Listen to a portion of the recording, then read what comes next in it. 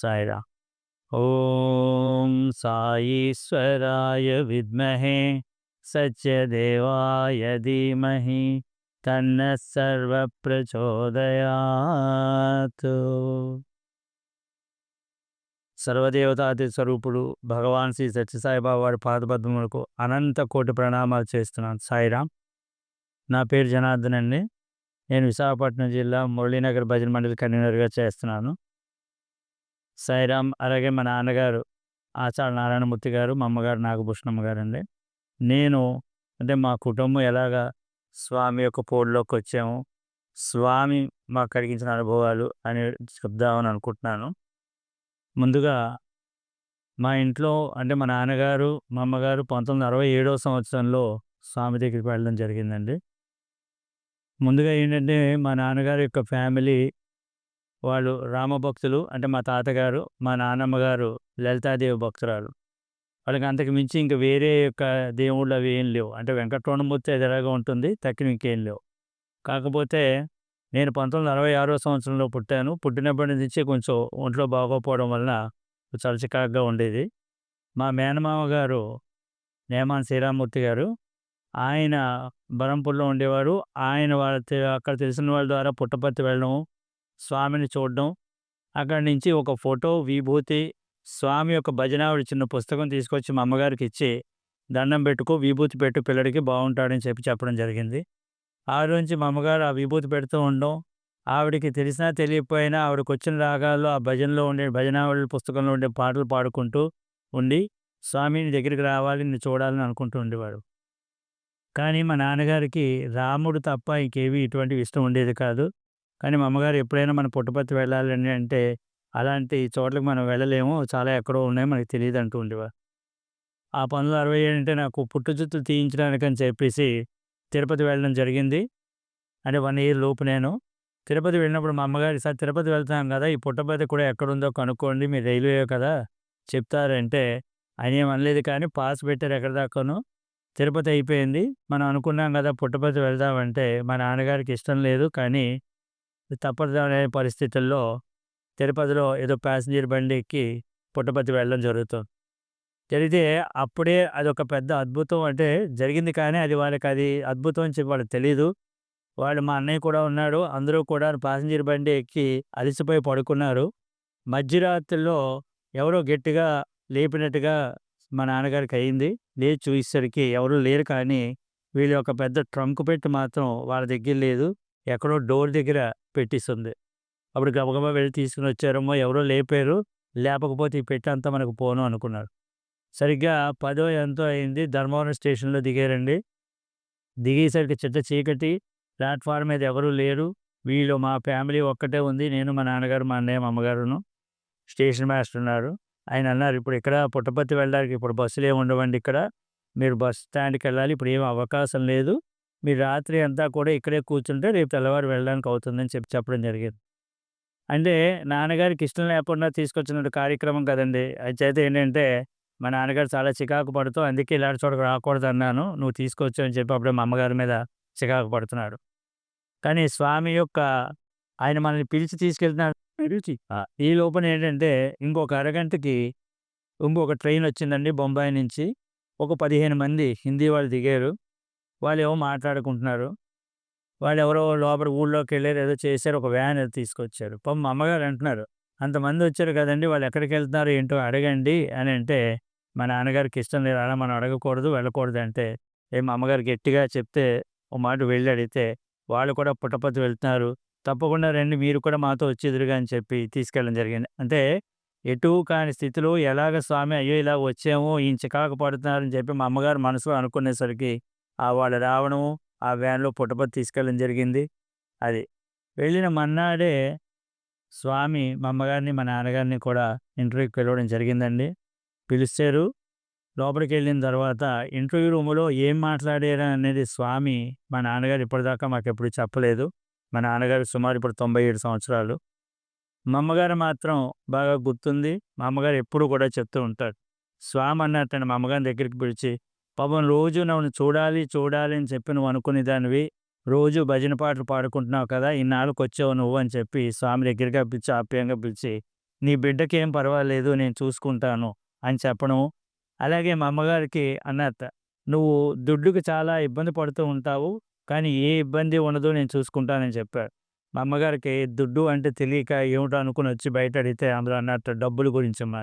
నిజంగా ఆ రోజు నుంచి ఈ రోజు దాకా కూడా స్వామి యొక్క దయ వల్ల డబ్బులకి అసలు ఇబ్బంది అనేదే లేదండి. వచ్చినా కూడా స్వామి మా అమ్మగారు మాట ఇచ్చినట్టుగా ఆ ప్రకారం మనకు తీసుకొచ్చి ఇస్తున్నారు. అవన్నీ కూడా మనం ఖర్చు చేస్తున్నాం. ఆ విధంగా ఫస్ట్ ఇంటర్వ్యూ.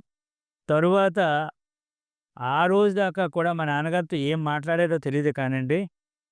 1967వ సంవత్సరం సుమారు ఆగస్టు మాసంలో మా వాళ్ళు వెళ్ళారు. ఆ రోజు నుంచి ఇవాళ 2025వ సంవత్సరం మే నెల ఇవాళ రోజు దాకా మా నాన్నగారు మాత్రం సాయి నామం తప్ప మరొకటి లేదండి.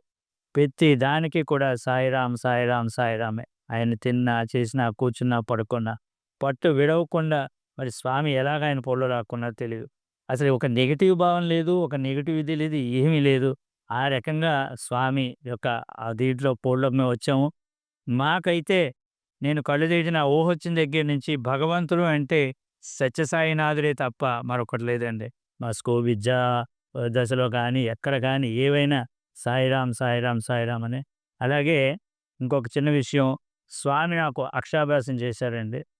అయితే అక్షరాభ్యాసం చేసినప్పుడు చిన్నవాడినే స్వామి ఏం మాట్లాడారని మనకు తెలీదు గానీ, స్వామి నాకు అక్షరాభ్యాసం చేస్తూ, "నాన్న చెప్పినట్టు విను" అని చెప్పి మాట అన్నారు. అయితే ఆ మాట నాకు ఎలా గుర్తుంది అంటే, అక్కడనే అక్షరాభ్యాసం దగ్గర నుంచి ప్రతిరోజు కూడా మా నాన్నగారు అడిగేవారు. "స్వామి నీకేం చెప్పారు? ఏం చెప్పారు?" అంటే నేను ఇదే మాట చెప్పేవాడిని. అందుకే నాకు చాలా బాగా గుర్తుంది. అయితే స్వామికి తెలుసండి. నాన్నగారికి నాకు ఇంతకాలం అనుబంధం ఉంటుందని చెప్పి స్వామి చెప్పారు. సుమారు నాన్నగారికి ఇప్పుడు 97 సంవత్సరాలు. నాకు ఇంచుమించు 60 సంవత్సరాలు వస్తున్నాయి. అంచేత ఇన్నాళ్ళు మా ఇద్దరికీ బాండింగ్ ఉంటుందని చెప్పి, నాన్న చెప్పినట్టు విను అంటారు. ఇప్పుడు ఒకప్పుడు ఆయన చెప్పిన మాటలు మాకు వినకపోయినా, స్వామి చెప్పిన మాట నాకు గుర్తొస్తుంటుంది. ఆహా! అందుకే కొవ్వోసి నాన్నగారు చెప్పినట్టు వినమన్నారని చెప్పి, మళ్ళీ ఆయన మాట వింటూ ఉంటామండి. ఈ రకంగా మేము స్వామి యొక్క ఫోల్డ్‌లోకి రావడం జరిగింది.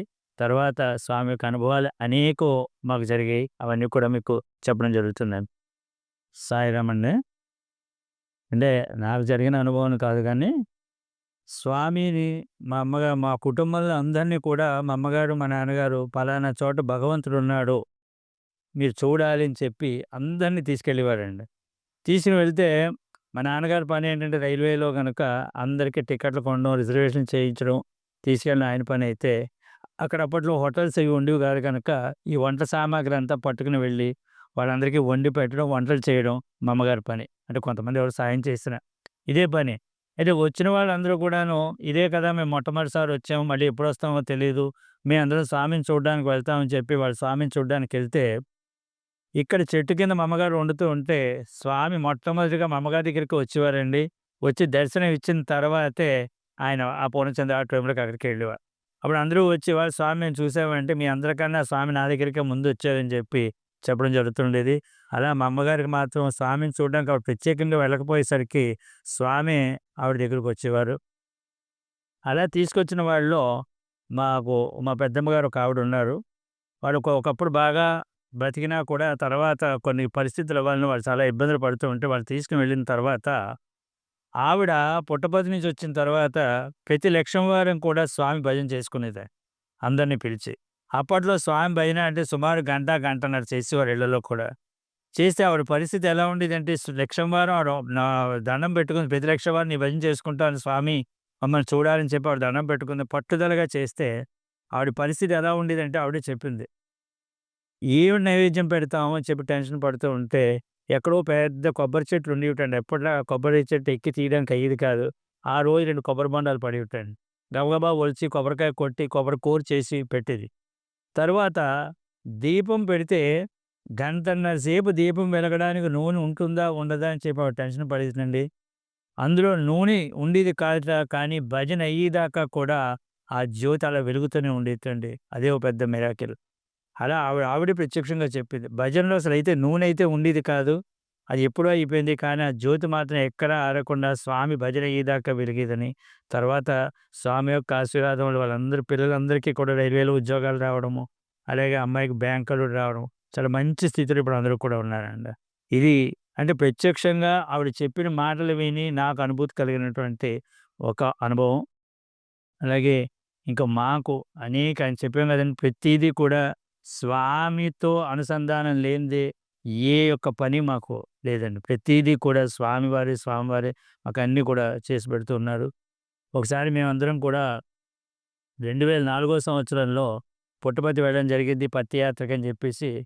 వెళ్తే అక్కడ పత్తి యాత్ర కాదు. మామూలుగా మా మురళీనగర్‌లో భజనమల్లంతా కలిసి పుట్టపర్తి వెళ్ళడం జరిగింది. అక్కడ నాతో ఉన్న కొంతమంది మాట్లాడిన విషయం ఏంటంటే, స్వామి మేము ఏదడిగితే అది మాకిస్తున్నారు అని చెప్పడం జరిగింది. అయితే నేను అప్పుడు కూర్చున్నప్పుడు స్వామి అనుకున్నాం. స్వామి ఇక్కడ మాకు కూడా మురళీనగర్‌లో నువ్వు ఒక సొంత ఇల్లు ఇచ్చినట్లయితే మాకు కూడా ఇక్కడే అందరితో పాటు ఉంటాం కదా! ఈ అద్దెకి ఎక్కడ తిరుగుతాం స్వామి. నాకు తెలియక అందరూ నువ్వు అడిగినవన్నీ ఇస్తున్నారట. మరి మేమేం అడగలేదా స్వామి మాకు కూడా ఇవ్వవా అంటే, చాలా విచిత్రం ఏంటంటే, మేము ఫిబ్రవరిలో వెళ్ళొచ్చాము. ఫిబ్రవరి 2004 సంవత్సరంలో పుట్టపర్తి వెళ్ళి రావడం జరిగింది. అదే సంవత్సరం 2004 సంవత్సరం ఏప్రిల్ నెలకల్లా మా మురళీనగర్‌లో ఒక ఫ్లాట్ స్వామి చాలా మిరాకిల్‌గా కొనిపించడం జరిగిందండి. అందరూ కూడా ఆశ్చర్యపడిపోయారు.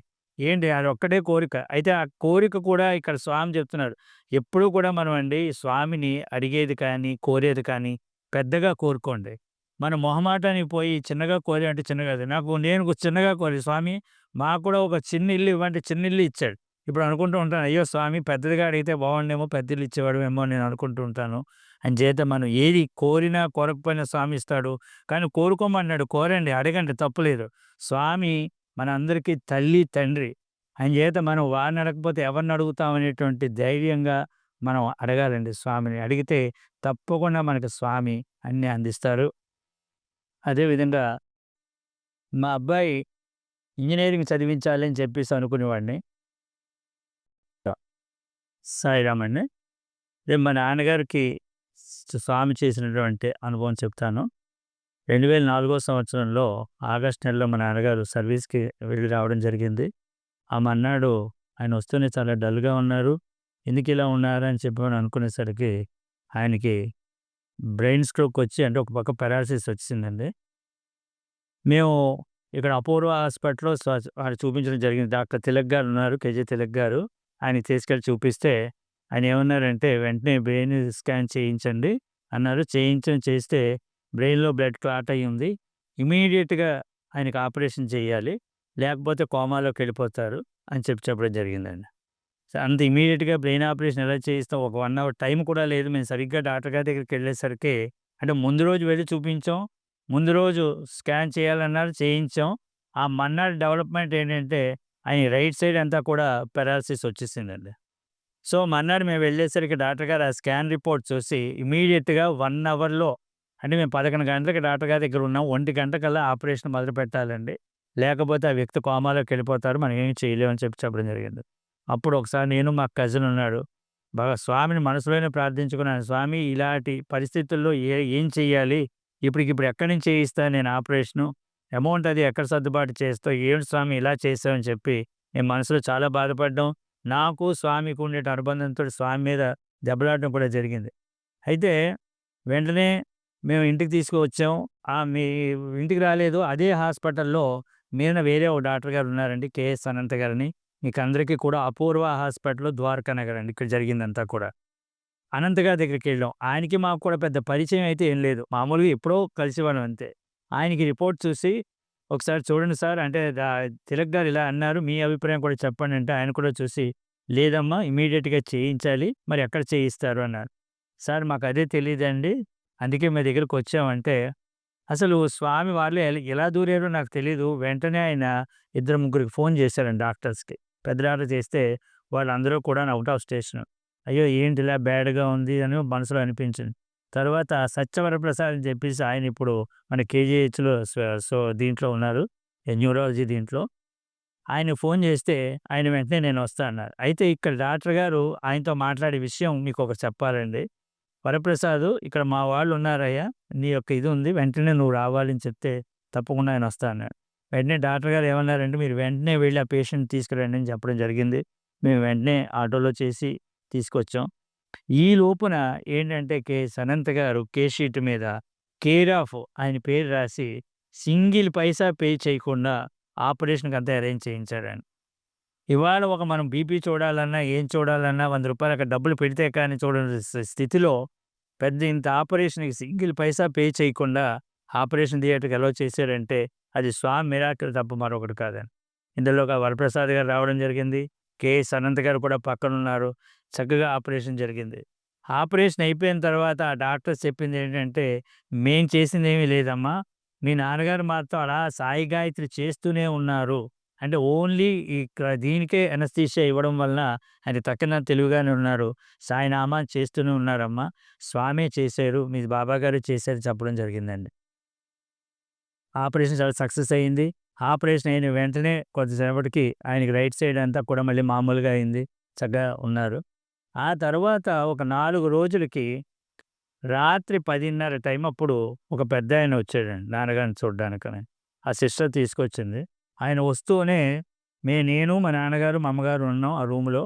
లైట్లన్నీ ఆపేసాం. మరి ఎవరొచ్చారా అని చెప్పి చూసేసరికి ఆయనెవరో సాయిరామ్ అంటూ ఆయనొచ్చాడు. "అయ్యా సాయిరామ్, నేను సాయి భక్తుడినండి. ఇక్కడెవరో సాయి భక్తులు బాగోలేదంటే చూడ్డానికొచ్చాను" అంటూ, "ఆహా! మీరా? మూర్తి గారు ఎవరో అనుకున్నానని" చెప్పి ఆయన అనడం జరిగింది. మా నాన్నగారితో పోల్చుకోలేదు. "మీరు నాకు తెలుసండి" అంటూ, "ఏం జరిగిందని" అడిగారు. అడిగితే చెప్పాం. చెప్తే మా నాన్నగారన్నారు, "చాలా పెద్ద ఆపరేషన్ అయిందండి" అంటే ఆయన ఒకటే మాట అన్నాడు. "ఇది పెద్ద ఆపరేషనా? ఇలాంటి ఆపరేషన్‌లు 100 స్వామి చేయించగలడు ఒక్క నిమిషంలో. నీకు తెలీదా?" అని చెప్పి ఆయన నువ్వు అని చెప్పి మాట్లాడాడు. సరే తెలియలేదు. కొంతసేపు అయిన తర్వాత, "అసలు మీరెందుకు ఈ టైంలో వచ్చారా? మీరు నన్ను అనుకోవచ్చు. ఇక్కడ నేను మా అబ్బాయి ఇక్కడెక్కడో హాస్పిటల్‌లో చేరాడంటే చూడ్డానికొచ్చాను. సరే మా అబ్బాయి కలవలేదు కానీ మిమ్మల్ని చూడడం జరిగింది. నిన్ను చూడడం జరిగింది" అని చెప్పి ఆయన చెప్తూ జేబులో ఓ చెయ్యి పెట్టి ఒక 4 విభూతి పొట్లాలు తీసి, "ఇది స్వామి స్వయంగా ఇచ్చాడయ్యా. రోగగ్రస్తులకి ఇమ్మనమన్నాడు. డబ్బున్న వాళ్ళకి కాదు. ఇప్పుడు నువ్వు రోగంతో ఉన్నావు కదా! ఈ 4 విభూతి పొట్లాలు నీ దగ్గరుంచు. నీకంతా బాగయ్యాక పుట్టపర్తి వద్దుగానిలే" అని చెప్పి చెప్పడం జరిగిందండి. ఆయన ఎళ్ళిపోయాడు.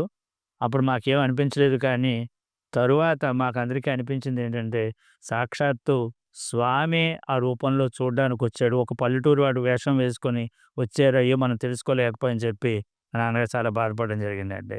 ఈ రకంగా అంటే నాన్నగారికి ఆపరేషన్ చేయడమే కాకుండా, ప్రత్యక్షంగా చూడ్డానికి కూడా స్వామి రావడం జరిగిందండి. సాయిరాం. సో సాయిరాం అండి. అదే నాకు స్వామి చేసినటువంటి మిరాకిల్స్ ఏంటంటే, నా ఉద్యోగంలో నేను సీ ఫుడ్స్ కంపెనీలో చేసేవాడిని. క్యాషియర్‌గా చేసేవాడినండి. చేస్తున్నప్పుడు ఒక మా బయర్స్ వస్తూ ఉంటారు. వాళ్ళ దగ్గర మేము ప్రాన్స్ అవి పర్చేస్ చేస్తూ ఉంటాం. వాళ్ళకి అమౌంట్ అది కూడా పే చేయవలసొస్తుంది. మా మేనేజర్ గారు ఏం చెప్పారంటే, ఒక ఆయనకి మన రూ. 1,00,000 చెక్ ఇవ్వాలి. ఆ చెక్ ఇచ్చేటప్పుడు నాకు ఫోన్ చేసిన తర్వాత నువ్వు చెక్ ఇయ్యి అని చెప్పి చెప్పడం ఆయన బాగా కరెక్ట్‌గానే చెప్పారు. సరే అనుకున్నాం. అదయిన మర్నాడు చెక్ ఆయన సంతకం చేసింది రెడీగా ఉంది. ఎవరికైతే ఇవ్వాలో ఆ వ్యక్తి వచ్చి చెక్ ఇవ్వమని చెప్పి చాలా అడుగుతున్నాడు. అయితే మాకప్పుడు మా ప్లాంటు మధురవాడలో ఉండేది. ఆఫీస్ ఏమో ఇక్కడ ఫిషింగ్ హార్బర్‌లో ఉంటుంది. అప్పట్లో ల్యాండ్‌లైన్‌లే ఇలా సెల్ ఫోన్‌లు అవి లేవు. ఆయన ఉదయం నుంచి వచ్చి చెక్ ఇమ్మనమన్నాడు. ఎన్ని సార్లు ఫోన్ చేసినా ఫోన్ కనెక్ట్ అవ్వడం లేదు. ఏం చేయాలో తెలియక ఎలాగో ఆయన ఇమ్మనమన్నాడు కదా! ఇప్పుడు ఇంతలో పెద్ద ఏమైపోతుందిలే అని చెప్పి ధైర్యం చేసి నేనే ఆ చెక్ ఇచ్చేసానండి. చెక్ ఇస్తే ఆ చెక్ ఇచ్చిన ఒక అరగంటలో అక్కడి నుంచి ఫోనొచ్చిందండి. ఏమొచ్చిందంటే, ఎట్టి పరిస్థితుల్లోనూ కూడా ఆ కస్టమర్‌కి ఆ చెక్ ఇవ్వడానికి వీలు లేదని చెప్పాడు. ఆల్రెడీ నేను ఇచ్చేసానని ఇక్కడి నుంచి చెప్పడం జరుగుతూ, ఆ మేనేజరు చాలా కోపంతోటి ఇక్కడికొస్తున్నాడనమాట. మధురవాడ నుంచి ఇక్కడికొస్తున్నాడు.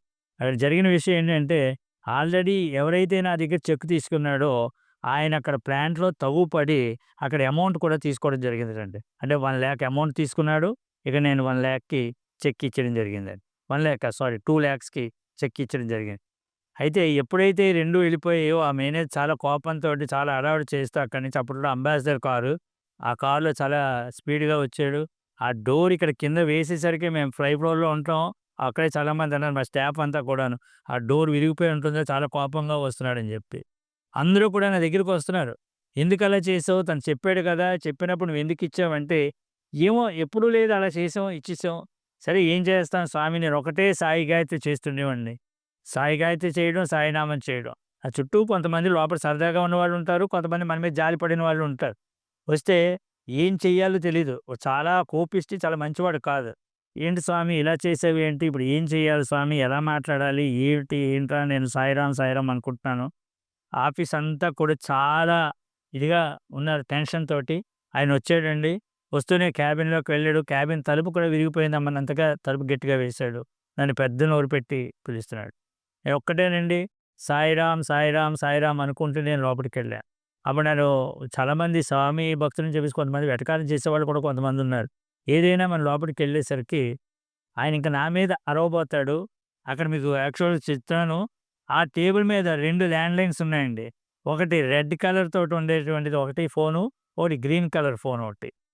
నేను లోపలికెళ్ళేసరికి స్వామి సాయిరామ్ అనుకుంటూ నేను లోపలికెళ్ళేసరికి వెంటనే ఒక ఫోనొచ్చిందండి. ఆ ఫోన్ కూడా రెడ్ కలర్ ఉన్న ఫోనొచ్చింది. ఆ ఫోన్ ఆయన తీసాడు. నాతో అరుద్దాం అనుకున్నాడు. ఈ లోపున ఫోన్ రాగానే ఆయన ఫోన్ తీసాడు. ఫోన్ తీస్తూనే ఆ యొక్క మహత్యం, ఆ మిరాకిల్ అదే. అంత కోపంలో ఉన్నవాడు కూడా సైలెంట్ అయిపోయాడండి. అట్నుంచి మా చైర్మన్ మాట్లాడుతున్నాడు. ఆయన గుంటూరు నుంచి. ఆయన ఏమన్నాడంటే అటునుంచి నా తర్వాత తెలిసింది ఆయన వస్తున్నాడు. రేపటికి నేను వస్తున్నాను. మొత్తం అంతా కూడా అక్కడ అంతా సెట్ చేసి ఉంచారు. ఆయనకి ఈ విషయం తెలీదు. పాపం ఆయన అలాగే, అలాగే, అలాగే, అలాగే అంటున్నాడు. ఇక్కడ చాలా ఇది ఉందంటున్నాడు. సరే, సరే అని చెప్పేసి ఫోన్ పెట్టి ఆయన ఎప్పుడైతే ఆ పెద్దాయన వస్తున్నాడు అనేసరికి ఈయన నీరసపడిపోయాడు. పడిపోయి నన్ను దెబ్బలాడుతూ ఉన్న విషయాన్ని పక్కన పెట్టి, "జనార్దన్ ఏం చేస్తావో నాకు తెలీదు. రేపేమో చైర్మన్ వస్తున్నాడు.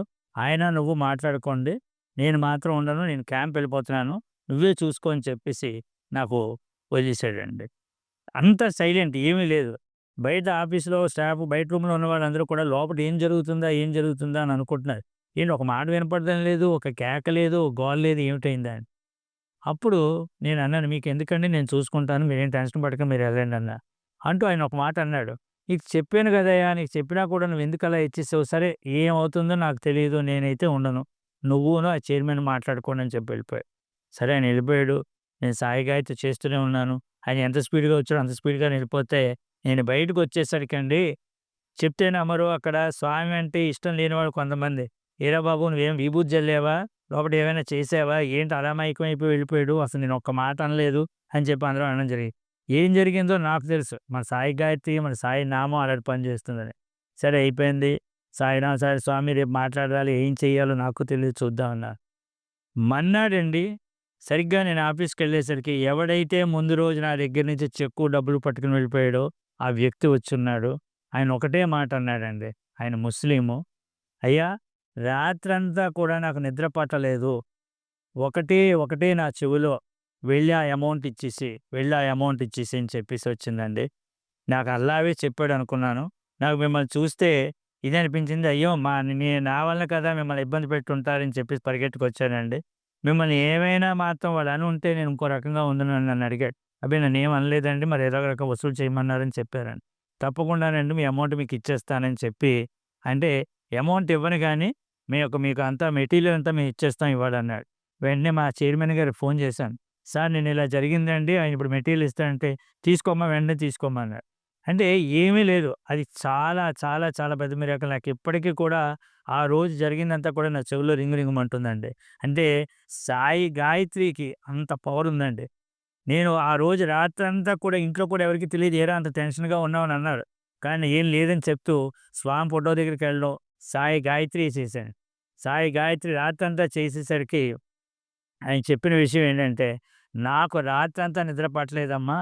ఇది నీకెప్పుడొచ్చి నిన్ను కలుస్తానా, ఈ అమౌంట్ నేను మీకు అప్పచెప్తానని నేను అనుకున్నానని" చెప్పి ఆయన చెప్పడం జరిగింది. అంచేత ప్రతి వాళ్ళం కూడా సాయి గాయత్రికి అంత మహత్యం ఉందండి. ప్రతి వాళ్ళం కూడా మనందరం కూడా సాయి గాయత్రి చేసి, సాయి నామం చేస్తే స్వామే మనలొచ్చి ఏ ఆపదల్లో ఉన్నా కూడా ఆయన కాపాడుతాడండి. సాయిరాం. అందరూ మా ఛానల్ని లైక్ చేయండి, షేర్ చేయండి, అలాగే తప్పకుండా బెల్ ఐకాన్ నొక్కి సబ్స్క్రైబ్ చేయండి. నమస్కారం.